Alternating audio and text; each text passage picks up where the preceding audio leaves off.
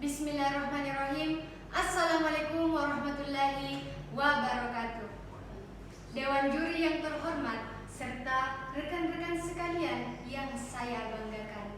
Perkenalkan, nama saya Siti Amelia Andini selaku pembicara pertama sebagai tim pro pada mosi kali ini, yaitu sebagai masyarakat, Dewan ini menyayangkan kebijakan pemerintah dalam penghapusan e-komersial dengan alasan produktivitas pasar offline. Dewan juri yang terhormat, saya selaku tim pro sangat setuju terhadap pemerintah yang ingin menghapus e-komersial dari Indonesia.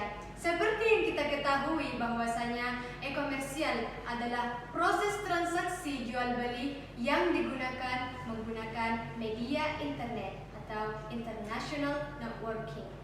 Akhir-akhir ini ada salah satu platform e-komersial yang booming dan banyak dibicarakan oleh masyarakat, yaitu TikTok Shop. Seperti yang kita ketahui bahwasanya TikTok masuk ke dalam Indonesia itu pada tahun 2021. Dikutip dari CNBC bahwasanya terdapat 113 juta pengguna di Indonesia yang memiliki aplikasi TikTok, dan Indonesia itu menempati posisi kedua terbanyak di dunia. Oleh karena itu, saya sebagai tim pro sangat setuju dengan penghapusan e-komersial yang terhadap kebijakan pemerintah. Ada salah satu statement dari Bapak Presiden kita, yaitu Insinyur Haji Joko Widodo. Beliau mengatakan bahwasanya digital itu seharusnya membangun ekonomi yang baru tanpa membunuh ekonomi yang lama. Maksud dari statement Bapak Jokowi adalah seharusnya pengguna e-komersial itu bisa membangun UMKM yang ada di Indonesia itu menjadi lebih terarah lagi. Nah, oleh karena itu saya sebagai tim pro sangat setuju dengan pendapat Bapak Jokowi dan juga pemerintah tentang penghapusan e-komersial ini demi untuk mensejahterakan kembali pasar offline. Nah, ketika kita melihat fakta yang ada di lapangan, dikutip dari CNN Indonesia, pada salah satu pedagang di Tanah Abang itu mengatakan bahwa sebelum adanya e-komersial, pendapatan beliau itu bisa mencapai 15 juta dalam 1 bulan. Sekarang 3 juta pun itu sangat susah untuk beliau dapatkan. Ada salah satu dampak terburuk e-komersial pada TikTok Shop, yaitu karena adanya praktik predatory pricing, di mana para toko tersebut itu menjual barang dengan harga yang sangat murah dan tidak masuk di akal. Padahal seharusnya TikTok Shop itu hanya digunakan sebagai media sosial saja. Tapi TikTok membuat fitur baru, yaitu TikTok Shop, yang membuat perekonomian dari UMKM yang ada di Indonesia itu semakin menurun. Dewan juri yang terhormat, memang sekarang kita berada pada era perdagangan global, tapi mempertahankan UMKM yang ada di negara kita itu adalah sebuah kewajiban. Oleh karena itu, saya sebagai tim pro sangat setuju dengan pemerintah yang menghapuskan e-komersial demi kesejahteraan pasar offline. Sekian dan terima kasih.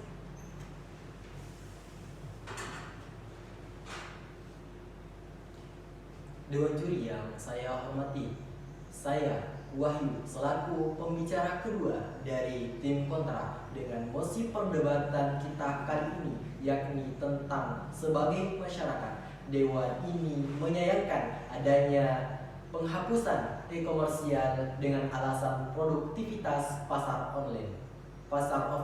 Dengan ini, saya selaku pembicara kedua dari tim kontra dengan tegas mengatakan bahwasanya saya tidak setuju dengan adanya kebijakan ataupun aturan daripada pemerintah untuk menghapus e-komersial. Sesuai dengan apa yang dikatakan oleh pembicara pertama, yakni dari tim pro, mengatakan e-komersial itu adalah tempat penjualan online yang memakai internet. Dengan ini kita dapat mengetahui bahwasanya kehidupan manusia saat ini tidak terlepas daripada teknologi. apatah lagi padahal aspek ekonomi. Dengan ini bahwasanya dengan adanya e-komersial ini, maka tentunya itu akan berdampak baik bagi masyarakat dan tentunya UMKM. Apatah lagi yang disebutkan oleh pembicara pertama terkait tentang TikTok Shop, di mana perlu kita ketahui 3 hal penting, yakni pertama, keuntungan yang dihasilkan oleh e-komersial ini, yakni keuntungan bagi para pedagang, di mana pedagang akan mudah untuk memasarkan barangnya, menjual barangnya melalui e-komersial TikTok Shop. Kemudian keuntungan bagi konsumen, di mana konsumen akan lebih mudah dan praktis dalam memberi barang untuk memenuhi kebutuhannya sehari-hari. Kemudian yang kedua perlu kita ketahui, yakni sejatinya e-komersial itu membangun UMKM. Beda dengan yang dikatakan oleh pembicara pertama, justru e-komersial ini dapat membangun UMKM. Kenapa? Karena pertama, dengan adanya e-komersial, maka dia akan banyak melahirkan ataupun bisa merekrut para anak-anak muda, ibu-ibu yang kemudian tidak punya lahan pekerjaan, hanya bermodalkan gadget saja. Maka tentu itu dampak dari e-komersial, hanya gadget, tapi kita bisa memasarkan, menjual barang dagangan kita tanpa adanya lahan ataupun tempat jualan pada offline ataupun pada pasar tentunya. Kemudian yang ketiga penting, yaitu pentingnya adanya e-komersial ini. Kita merujuk pada perkataan daripada Insinyur Haji Joko Widodo selaku presiden kita, mengatakan bahwasanya saat ini ada sekitar 15,5 juta dengan jumlah keseluruhan 60 juta UMKM yang ada di negara kita, dan 15,5 itu sudah masuk dan sudah digiring ke dalam ke dalam e-komersial. Kenapa Bapak Jokowi menggiring ke dalam e-komersial? Karena dengan adanya e-komersial ini, maka itu akan membantu UMKM menjadi tingkat kualitas yang berbeda. Di atas lagi, dengan mudahnya mendapatkan omset yang luar biasa, memasarkan barangnya ke semua khalayak konsumen yang ada di luar sana yang tidak dapat berbelanja di pasar offline. Maka tentunya hadir Dewan Juri yang saya hormati,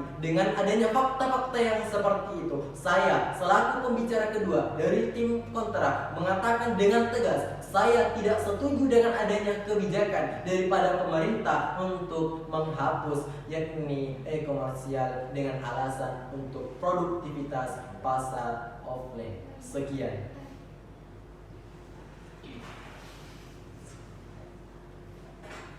Dewan Juri yang saya hormati, perkenalkan, saya atas nama Fitria Nurul Ramadhani selaku pembicara ketiga yang akan menyimpulkan hasil debat kita pada hari ini. Sebagaimana pada pembicara pertama, yaitu selaku tim pro, setuju dengan kebijakan pemerintah dalam penghapusan e-komersial dengan alasan produktivitas pasar offline. Pada akhir-akhir ini, salah satu platform e-komersial yang booming dibincangkan di masyarakat, yaitu TikTok Shop. Perlu kita ketahui bahwa e-komersial adalah proses jual beli atau transaksi yang dilakukan melalui media elektronik atau internet.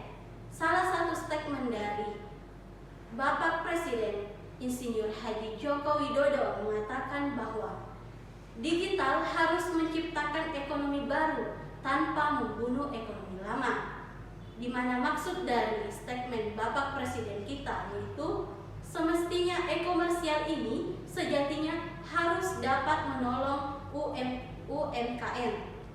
Tapi faktanya dengan adanya e-komersial ini membawa dampak pada UMKM di Indonesia, yaitu pendapatan pada UMKM di Indonesia menurun dengan adanya e-komersial.